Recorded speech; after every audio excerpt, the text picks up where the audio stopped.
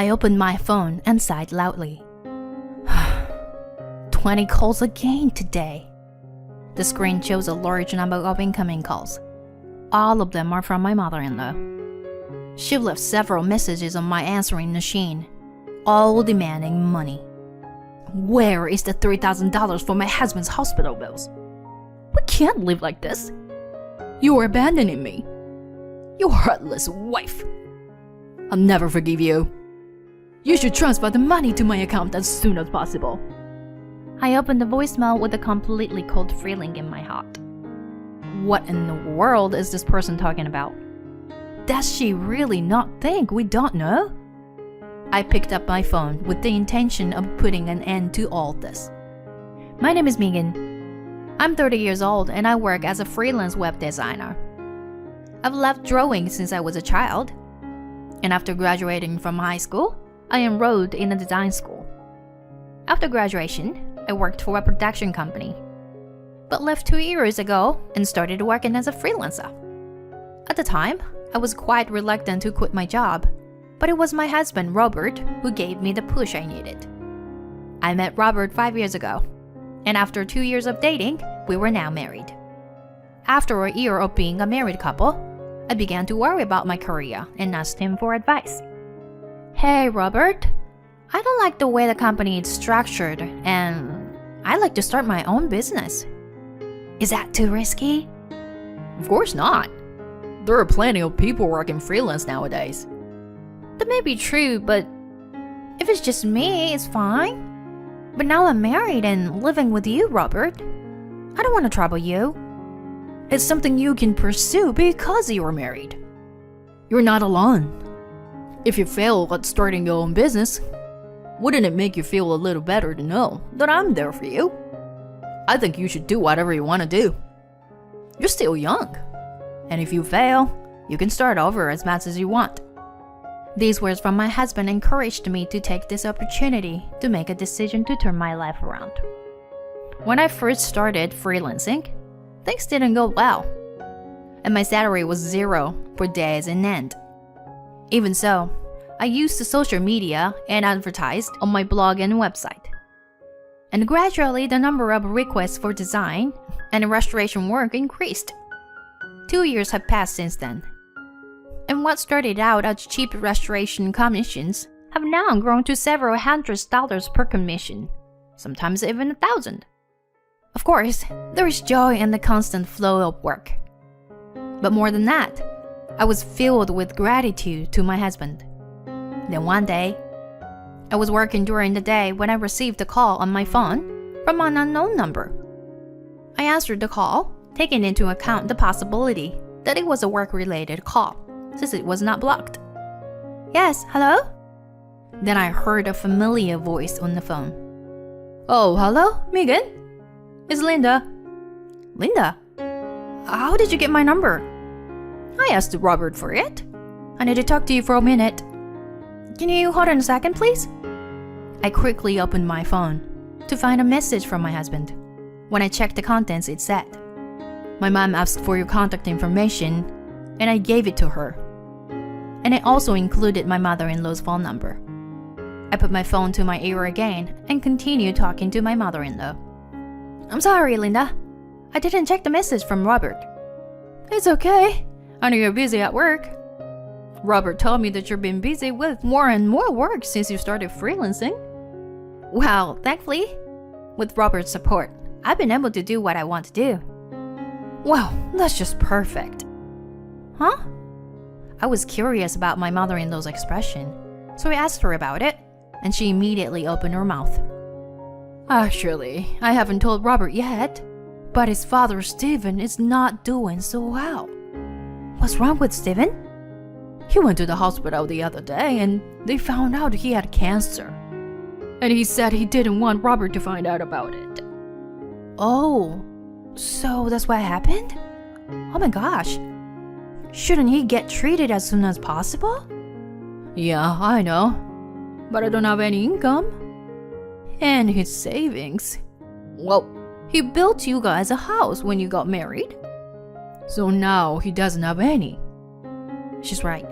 The house we are living in now was billed by my father-in-law as a wedding gift. He didn't say anything about the money. That's why my husband and I didn't think his savings were that low.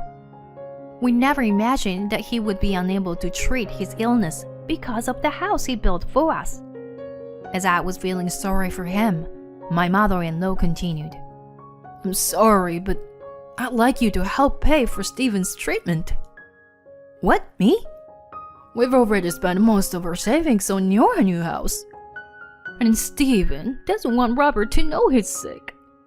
But I think it's better to let Robert know about the illness than me. I'm just trying to be considerate of Stephen's feelings. Come on, Megan. If you're so busy every day, you must have lots of income. I mean, I'd be lying if I said I didn't make a lot of money. I'm making many times more than I did when I was working in the office. But I'm the only one who knows about my father-in-law's illness. And I'm the only one who has to pay for his treatment. While I was thinking about this for a while, my mother-in-law followed up with a sigh. Megan, if we can't get Stephen the treatment he needs, it could get worse. What would Robert think? Do you know what the worst case scenario would be? I wish I could count on Robert too. But Stephen doesn't want to. But, Megan, you're the only one I can ask. I'm begging you. Please, pay for his treatment. After that, my mother-in-law asked me for help several times. And there was no way I could refuse.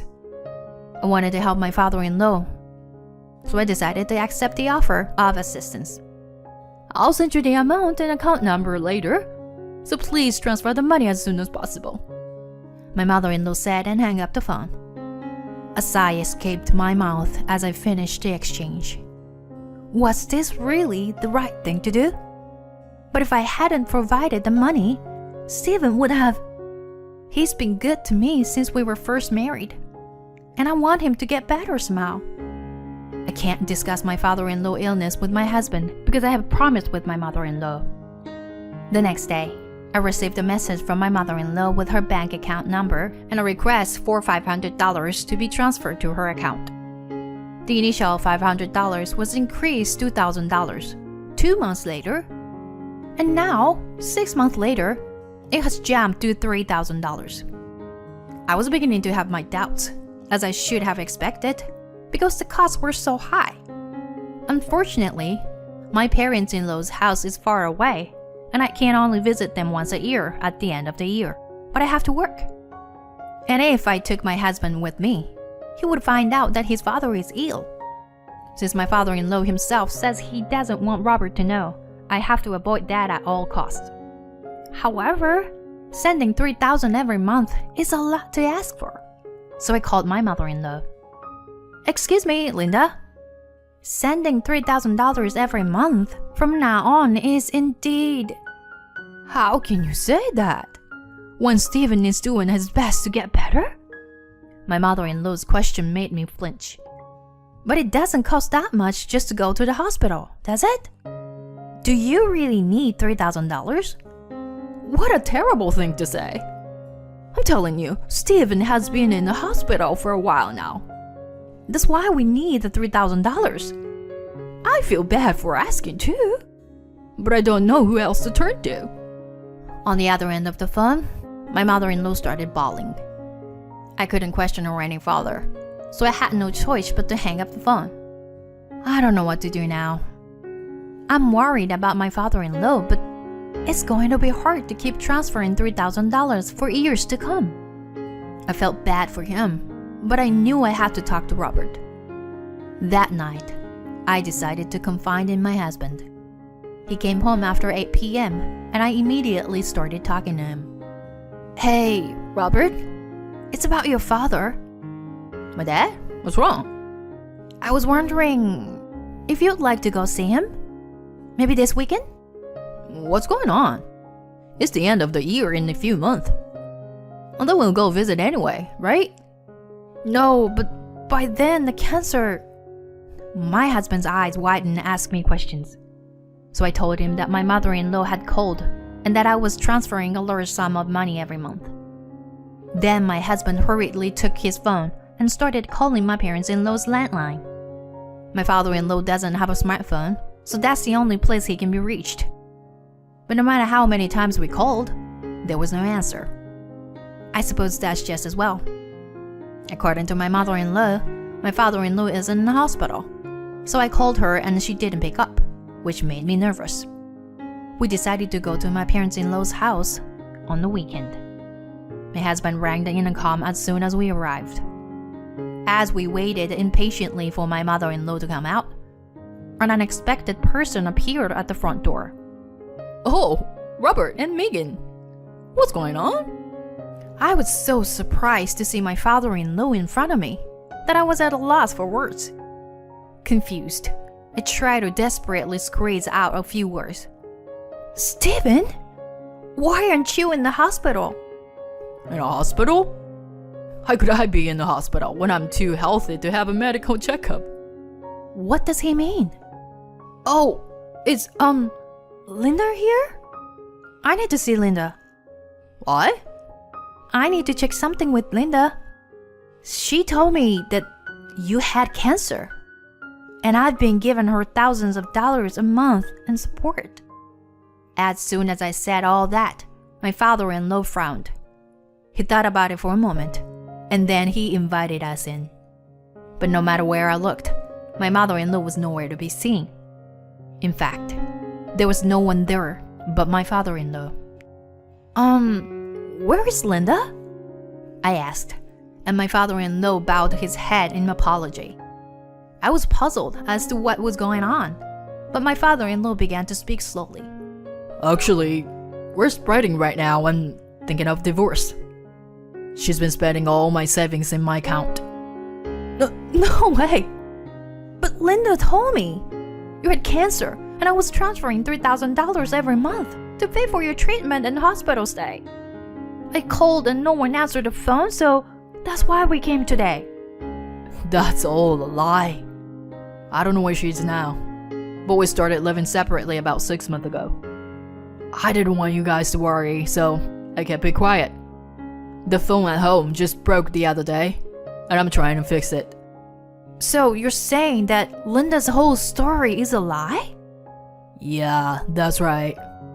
She probably lied to get the money transferred to her, and she's probably living off of it somewhere right now. I was speechless at the truth. I had no idea that my mother-in-law had been deceiving me for 6 months. The moment I realized what had happened, my blood started to boil. I couldn't believe it. That it had all been a lie. She told me that Stephen's savings account was empty.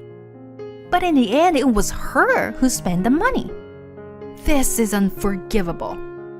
I'll never transfer any money to her again.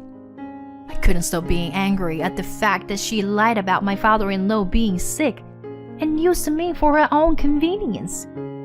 After talking it over with my father-in-law and my husband, I decided to stop any more transfer to my mother-in-law. We also decided to ignore any contact from my mother-in-law. Even after a month had passed since I stopped the transfer, my mother-in-law still called me every day. She was so persistent that I set my phone to silent mode and went about my business. The number of calls from my mother-in-law increased day by day, and on this particular day, I opened my phone again and sighed heavily. There were 20 calls today, and the screen would show a large number of incoming calls. All from my mother-in-law, of course. Several of them had messages left on the answering machine, all demanding money. Have you paid my husband's hospital bill of $3,000 yet? We can't live like this. Are you going to abandon us? You heartless wife. I won't forgive you. You should transfer the money to my account as soon as possible. I opened the voicemail with completely cold feeling in my heart. What in the world is this person talking about? Does she really not think we don't know? I guess it's not a good idea to keep her on her toes any longer. Determined to put an end to all this, I picked up my phone and called my mother-in-law. And my mother-in-law answered the phone as if she had been waiting for me. Hello. Why are you ignoring my calls? Don't you care about Steven? I don't think she realizes that my husband and I already know the truth.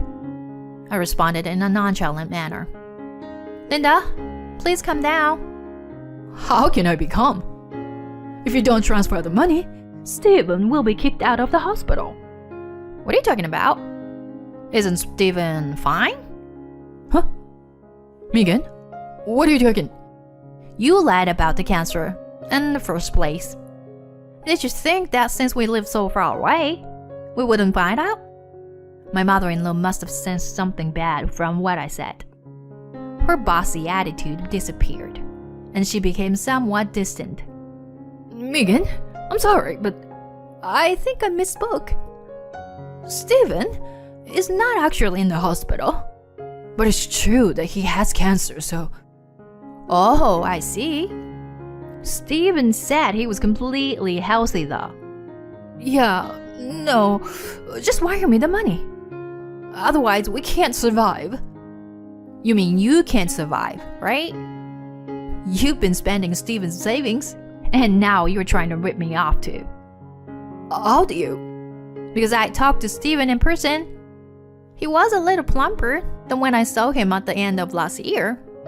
He says it's because he's less stressed now that you're gone. Even my mother-in-law started to wince when I told her that much. I knew I was wasting my time talking to her, so I said, I'm not going to do what you say anymore. I have no intention of helping you or having anything to do with you in the future. So please, don't contact me again. Oh, and I will charge you for all the money I have transferred so far. Wait a minute. If you do that, my life will... I don't care about that. Steven and Robert are fed up with you. They want nothing to do with you ever again. So, from now on, you're on your own. Goodbye. Megan, wait a minute. I interrupted my mother-in-law, who was already in the middle of a sentence, and I hung up the phone. I blocked her number and cut off all relations with her. Afterwards, my father-in-law and mother-in-law officially divorced. I consulted a lawyer and demanded full repayment of all the money I had transferred to my mother-in-law. Apparently, my mother-in-law had contacted my father-in-law to ask for a loan as well. And thanks to him, we were able to locate her current address. Since it was too much to pay back in one lump sum, my mother-in-law had to go to work. She has been a housewife all her life, and there is no way she can get a full-time job now, so she is working several part-time jobs to make ends meet. I hope that she will spend the rest of her life paying back the money and reflecting on her own actions, but she is still as busy as ever. Now that my mother-in-law is gone, my days are back to being peaceful. My husband and I are talking about scheduling more frequent visits to my father-in-law's house in the future. While my father-in-law is still in good health, I want to show him as much filial piety as I can.